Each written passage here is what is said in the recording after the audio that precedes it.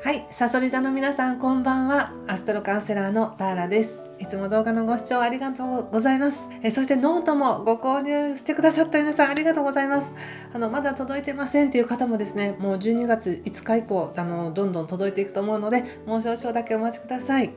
そして今回は12月のタロットリーディングと星の補足説明をさせていただきます。今回が、タロットリーディング今年最後になりますね。1月のタロットリーディングはまた1月に入ってからちょっとアップしますので、次回12月23日ぐらいにそのノートをご購入してくださった皆様に使い方とか来年の星のエネルギーの解説をする YouTube ライブをしようかなと思っているので、まだちょっと考えていらっしゃる方はそれまでにご購入いただければ嬉しいです。では早速いきましょう。12月のさそり座さんです。よろしくお願いします。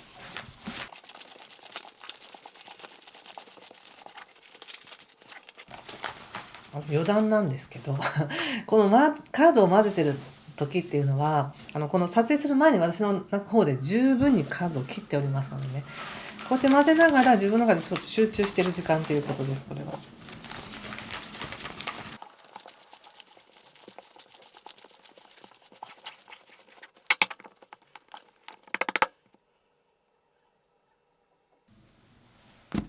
はい、じゃあ一緒に見てみましょう。12月です。はい、戦車じゃないわ、ソードのナイト、戦車みたいなエネルギーに思いました。カップキングの逆と忍者の逆と太陽の逆そしてカップ2の逆とワンドキングですね。そしてワンドさん、はい、対策がソードエースとワンドの2とオラクルは、はい、ペンタクス7です。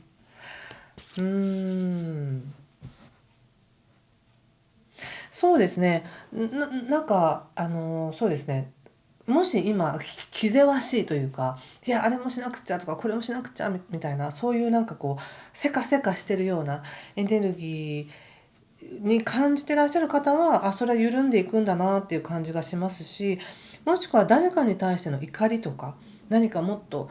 なんか分かってもらいたいとか何かを伝えたいとか、こう怒りっていうエネルギーもすごく緩みますね。なんだかこうふわーっと、さそり座さんってね、このやっぱ11月お誕生日の方も多かったと思いますし、11月の月食もね激しかったので、10月末のね日食から11月の月食も激しかったので、そこでいろんなことがやっぱり浮き彫りになったりとか表面化された方も多かったんじゃないかと思います。でそれによってすごくご自身の中もたくさん見られたのかなっていうか、こう探求したっていうか、自分の反応だったりとか自分の気持ちだったりとかどうしたいのかなっていうことも十分に考えていたのかなっていう感じが出てますね。そして今はちょっと一時的にでもちょっと保留みたいな形でね、もうちょっといろいろ考えるのやめとこうって、とにかく目の前のことやっとこうみたいな感じになっているのかなと思いますが、それとてもいい流れだと思います。なんだかやっぱりこう問題に焦点を当てると問題がいっぱい見えてくるし、その問題のさらなる問題も見えてきたりとかしますけど、ちょっとこう遠目で客観的に見たら小さいことは細かいことは気にしないわみたいな、今ある状況って良かったなみたいな、そんな感じですごく客観的思考がプラスに働く時ですね、12月は。はい、それとちょっと星の補足なんですけれども、12月8日が満月なんですよね。で、ちょっと待ってくださいね。12月8日が満月なんですけれども、この時っていうのは一般的にはやっぱりすごく意識が高ぶるというか、やる気っていう情熱っていう風にも出ますけど、怒りとかこう苛立ちみたいな風にも出たりとかするので、この情熱をどんな風に自分が使うか、肯定的に自分の生活に生かすかっていうのは皆さん次第になっちゃうんですね。で特にさそり座の皆さんにとってはこの12月8日の満月あたりのエネルギーっていうのは自分の価値っていうところにすごく焦点が当たるんです。そして自分の価値を誰かに認められることで補足しようとか、誰かに認められたら自分の価値っていうのはこうだっていうふうに自分で決められるみたいな、なんかそういう感じがあるんです。でも実はあの全て自分の中にあるというか、自分が自分の価値をどれだけ見れるかによって周りの反応も違って見えるっていうことで、実際に事実として相手がどう見てるかとかどう評価してるかではなく、実際のところ自分が自分をどう評価してるかっていうことがしっかりと確立されていれば、他の人の評価なんて関係ないみたいな感じになるので、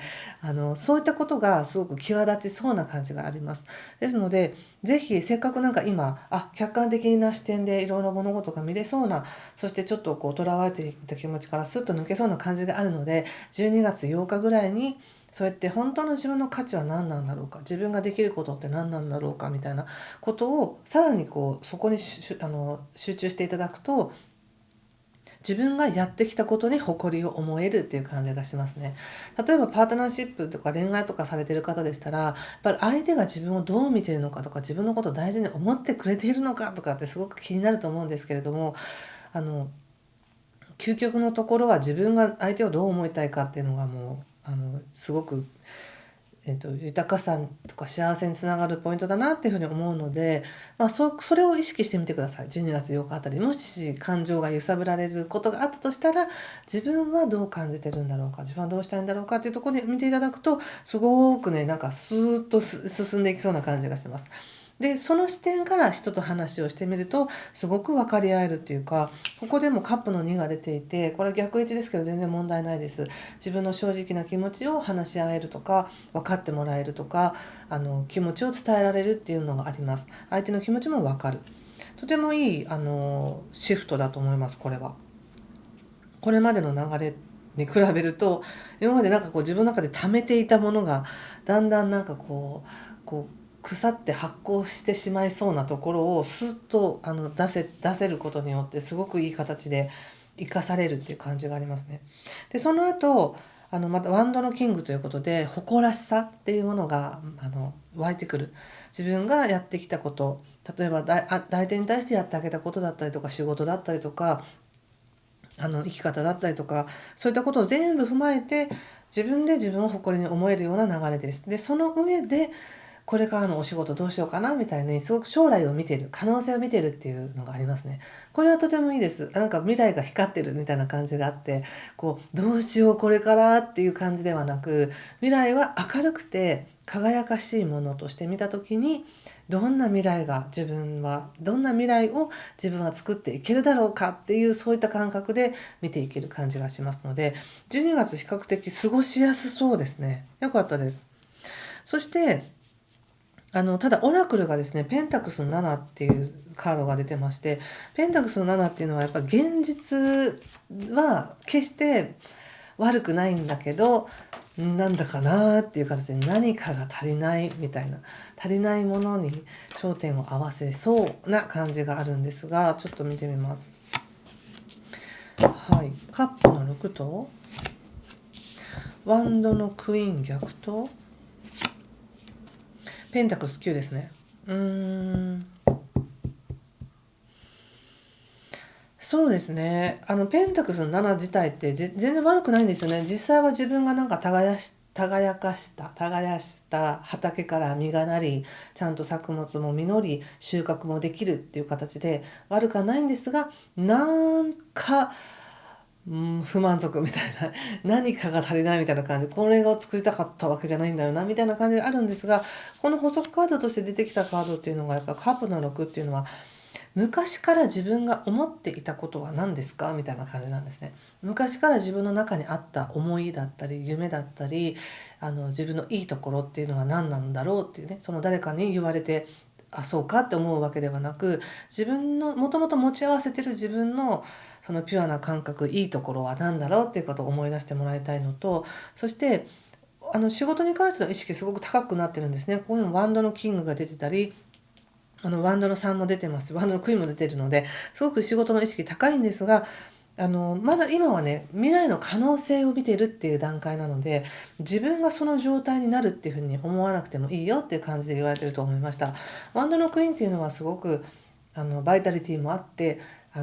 えば部下とか子供とかそういう人たちの面倒もちゃんと見れてやっていけるよっていう、すごく大人な女性ですけれども、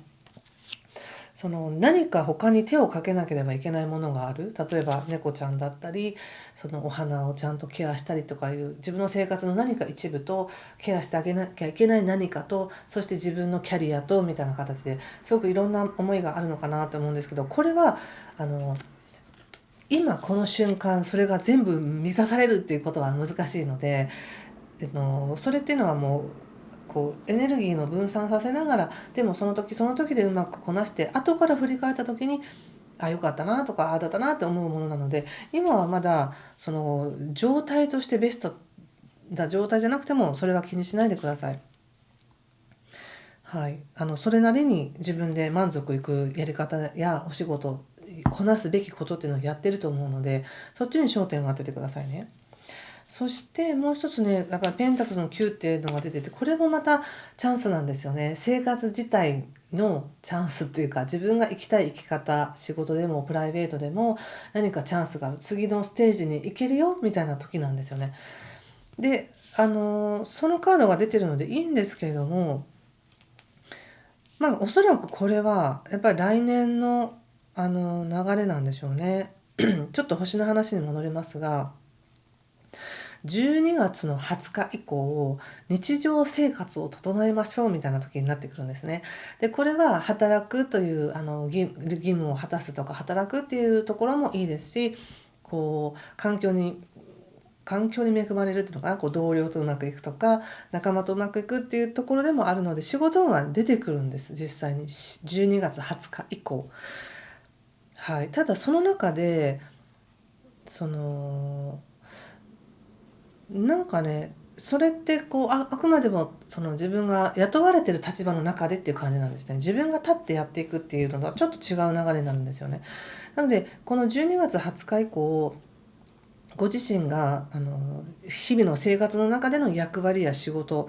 をうまくこなしていく、そこが強調されていくっていうのをまず一つ思っておいてください。でそれがどんどん強くなっていって、来年の5月までにそういったものが整って、でさらにその次っていうのがまた5月以降のまた流れっていうのがあるので、今見たそのワンドのクイーンのように全てのことをうまくこなすみたいなことはそんなに12月だけで終えることではないので、来年かけてゆっくりやっていくんだなっていうふうに思ってください。ですので今の段階で何かしらの不満足があったとしても、それはそれで全然いいと思うんですよ。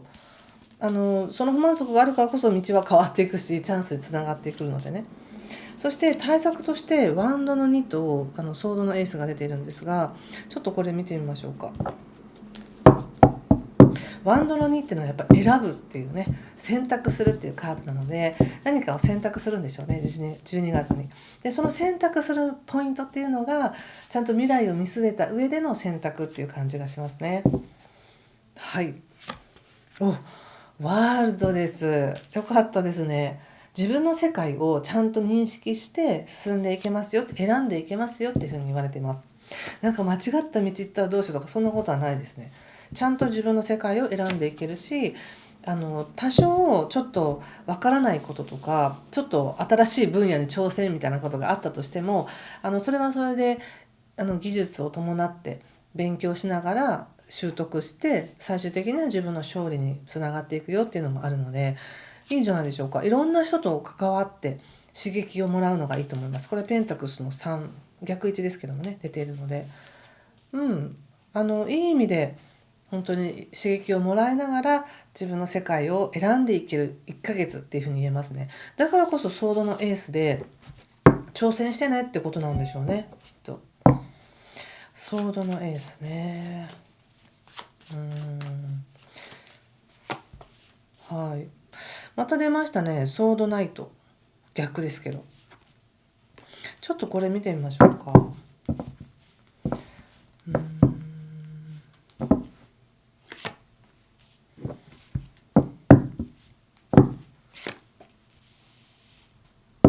そうですね。ちょっとトータル的にね、考えてなんですけど、まずそうだな、ちょっとまとめますと、12月の22日までは自分の価値っていうものを自分で認める。もうそれがもう大前提のテーマとして思っておいてください。で、それは自分でしか認められないことなんですね。誰かに認められるとか、誰かに評価されることではなく、自分が自分をどれだけ認められるかがの勝負みたいな感じなので、それを自分が自分で自分のことを認められないからといって、誰かに認めてもらってそれを埋めようっていうのは難しいっていうか、それをしようとするとややこしくなるっていう感じがあります。うん。欲しいものは自分で手にしていくっていう感じかな。誰かに与えてもらうのを待たずに。なんかその最初に言ったそのソードのナイトとかも、こう気ぜわしくするっていう自分の理想の形にしていくために頑張るみたいなエネルギーとしても使えるんですが、誰かに対しての不満とか、もっと本当はこうしたいんだけどみたいな何かそういうジレンマ的なものを感じたんですよね。で、それがその障害となっているカップのキングの逆っていうのは、本当はもっと自分は優しさを受け取るべきでなのに、受け取っていないか、もしくは与えられていないと思ってるからこそ出てくる不満なのかなっていう感じがして、でもそれを例えば言わずに我慢してたりとか、このね、忍者で一生懸命考えたりしてたのかなっていうのがあって、それは自然と解けていくとはいえ、またこれから新しい世界を作っていくって言った時に、何かその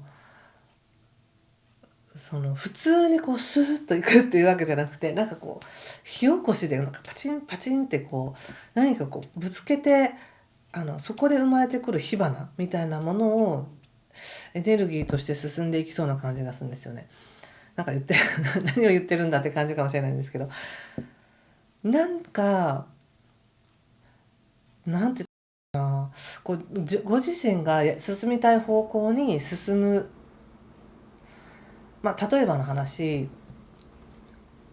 仕事を辞めたいと思ってる方がいらっしゃるとするじゃないですか。会社も辞めたいんだみたいな、新しいことしたいんだって。でも辞めてもリスクがあるし、続けてもリスクがあるし、どうしようって言った時に、カードは12月は自分にぴったりの道を選べる時ですよっていうふうに言われてるんですね。